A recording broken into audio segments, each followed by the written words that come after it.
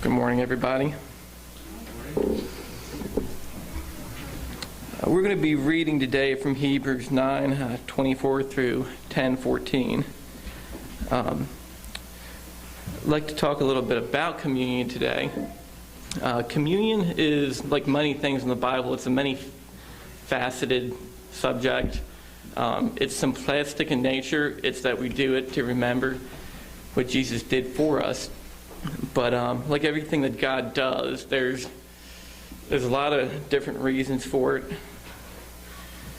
I looked up the word facets, and it means like one side of a dimensional thing, like a diamond.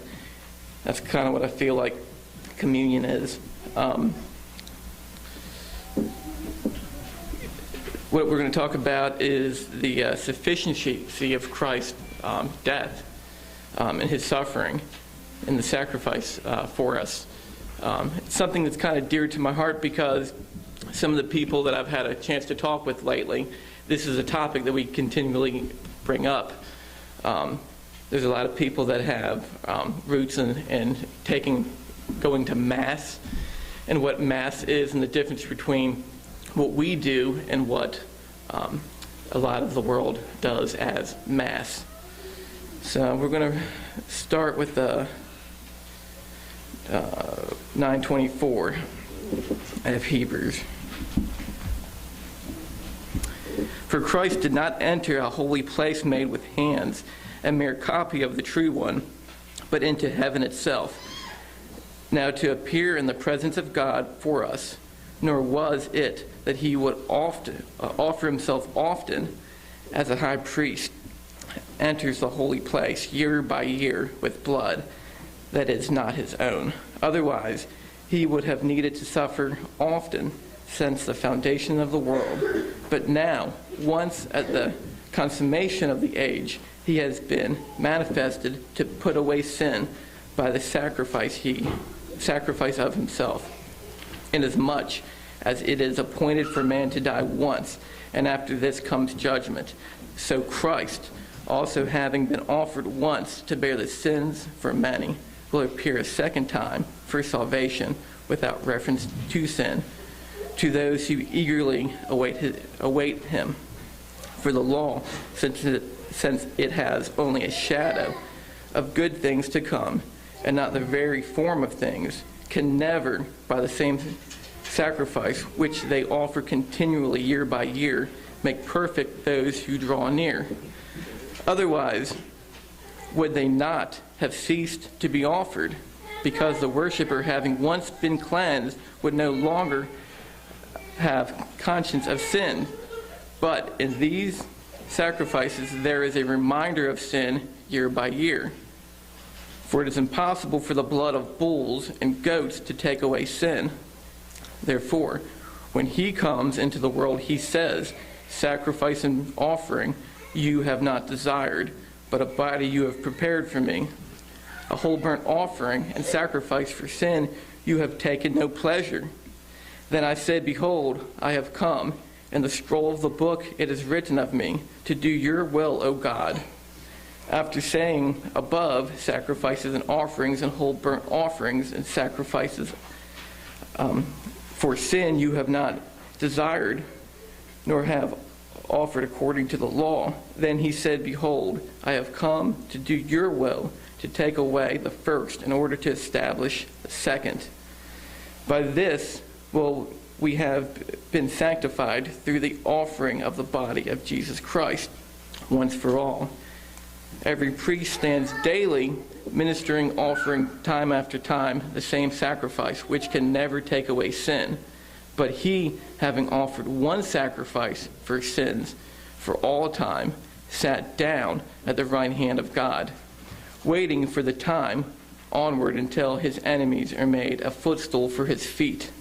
For by one offering he has perfected for all time those who are sanctified."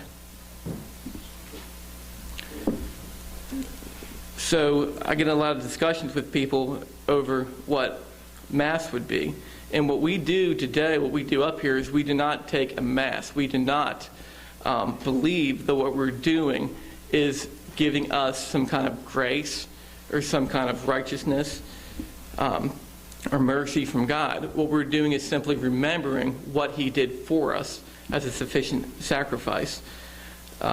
There's a reason that God never wanted anybody to have a graven image, because humans tend to like to worship a particular thing, or they like to have a ritual they can do to make them feel holy. And communion was never supposed to be that. It was supposed to be something that we do, one, to remember what he did for us, and, as we'll go over a little bit, to remember what he's going to do one day. For the believer, Christ's death and resurrection is not the end. It is the very beginning of the story. And going forward, our holy living into when Christ comes back for us one day, that's where we're going in the story.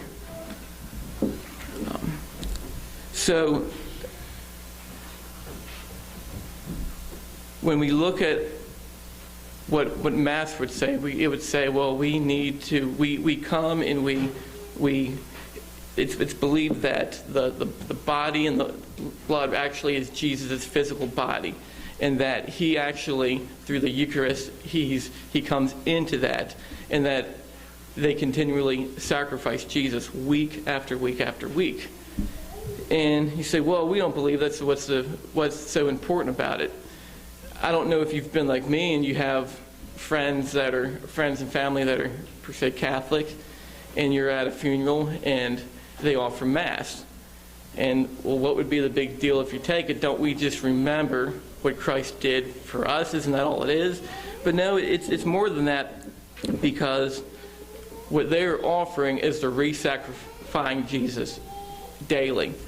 And I'd like to show you a little bit why that's an abomination to the Lord. That Christ's death on the cross was sufficient for all time. It was not like the animals that were to continually die year after year after year in order to appease God. What Jesus did was a final death, that it appeased God for us for all time.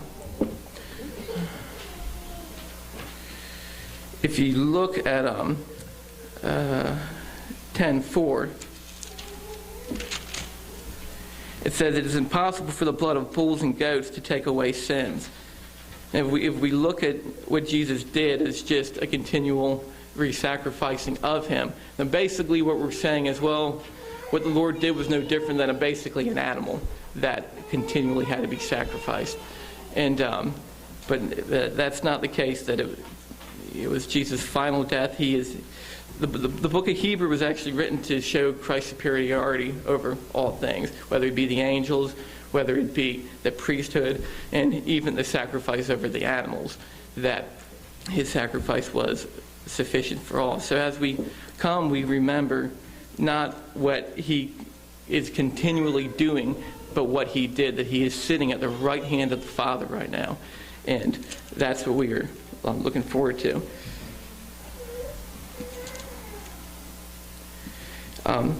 Something that's not mentioned very often in a communion service, because you just can't keep going.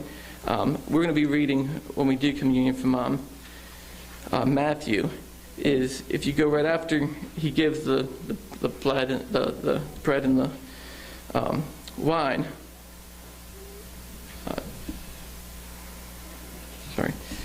It says, "But I say to you, I will not drink of this fruit of the vine from now on until the day when I drink it new with you in my Father's kingdom." And Jesus was looking forward to the day at the end of the age when we're going to be with him in the Father's kingdom. And it's like in Hebrews 9:28, it says, "So Christ, also having been offered once to bear the sins for many, will appear a second time for salvation without reference to sin," which means he's not coming again to deal with sin. He's not coming again to die for sin. He's already done that. But to those who eagerly await him. So this parallels perfectly with Matthew 26:29, that we are going to be with him in that marriage feast of the Lord. What communion was the first time was really a marriage for the church to the Lord. That just like in a Galilean wedding, when they would agree to be married, they would take wine, and the groom would drink it, the bride would drink it, and the groom would say, I will not drink of the wine again until I come to get you, to the marriage that was going to happen. And that was their way of making a covenant with each other.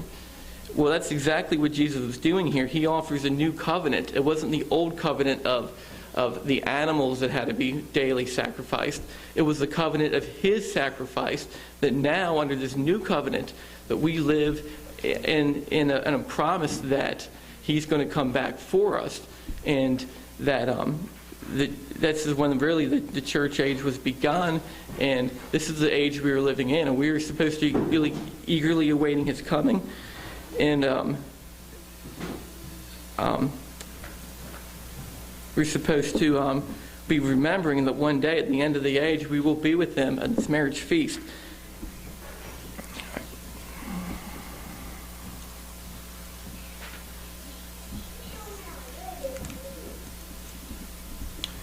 All right, so can I have two men come up and pass out the elements?